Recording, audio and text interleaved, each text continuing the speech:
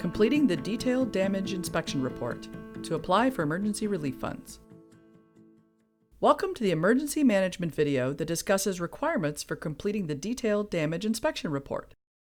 This is a key part of the application process for obtaining emergency relief funding. Such funds are used to repair and restore roadways to pre-disaster conditions.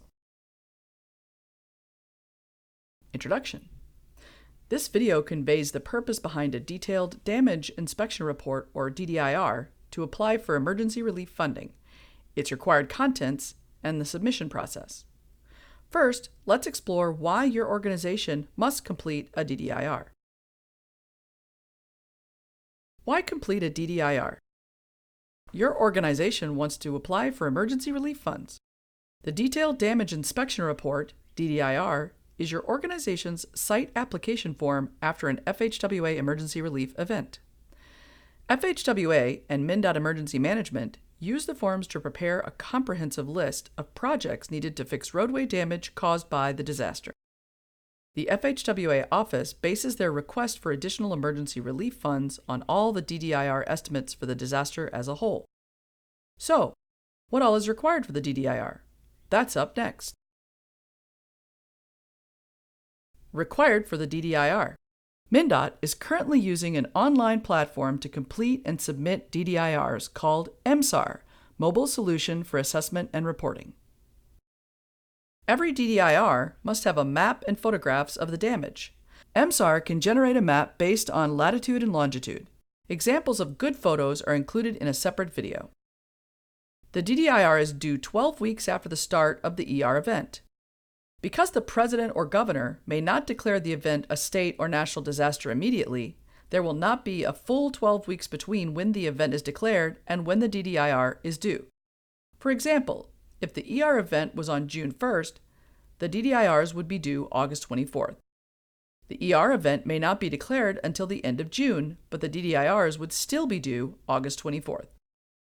You must include a detailed description of the site and a detailed cost estimate.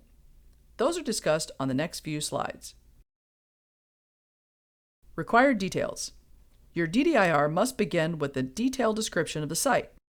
Be ready to supply the record name, disaster number, applicant, your organization's name, county, congressional district, federal aid route number, mile point where the damage occurred, environmental assessment recommendation, more on this will be covered in a separate video, description, cause, and extent of damage, and scope of work.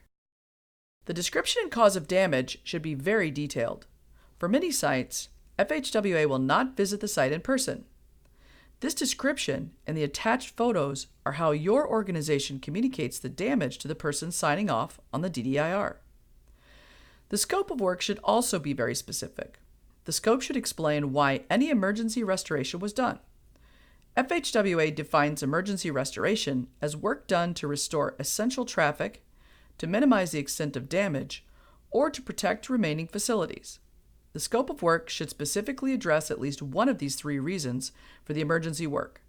If permanent work was done concurrently with emergency restoration, your application should explain why this was done. Finally, describe the planned permanent repairs. Final permanent repair may require engineering, so its description may be more general than the emergency restoration description.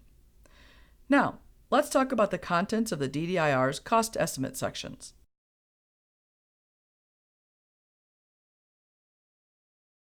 Cost estimate sections.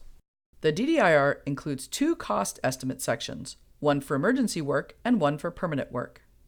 Your organization's application must list the specific costs and estimate the total cost for each type of work.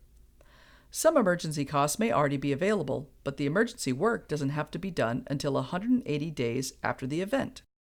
So, the emergency work cost estimate section could contain both actual and estimated numbers.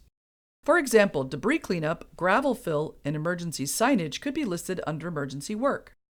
Debris cost should be its own line under emergency work because it may be covered under FEMA reimbursement instead of FHWA reimbursement. More on debris will be covered in another video.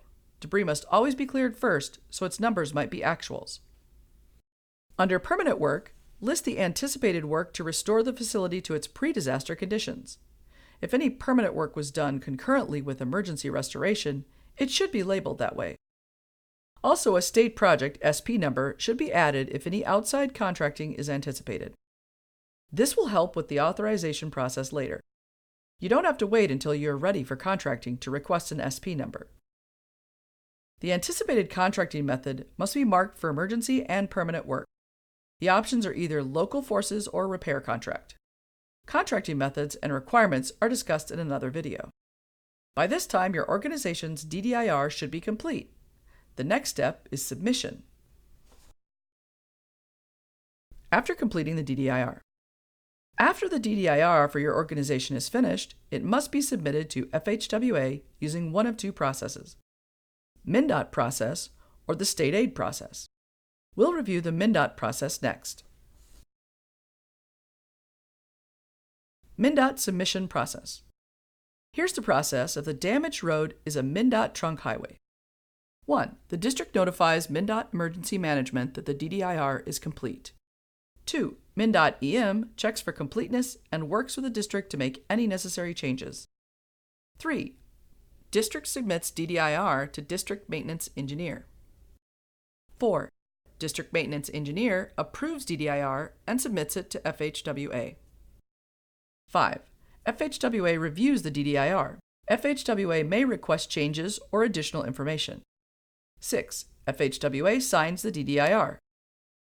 Up next is a state aid submission process. State aid submission process.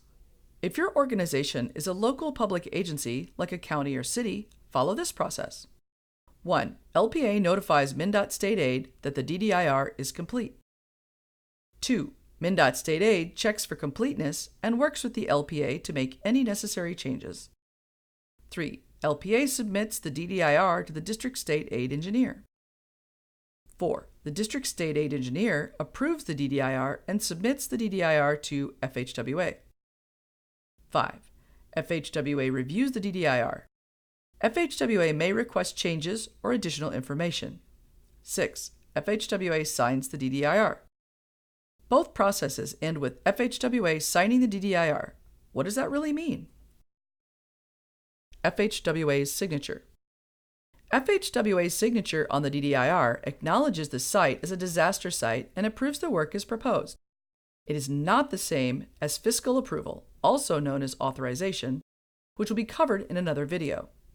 Note, if the project costs increase more than 20% before authorization, resubmit an updated DDIR to FHWA for reapproval. That's what you need to know about completing a DDIR. Summary. This video conveyed the purpose behind a detailed damage inspection report, or DDIR, to apply for emergency relief funding, its required contents, and the submission process. This video is now complete. Thank you for watching.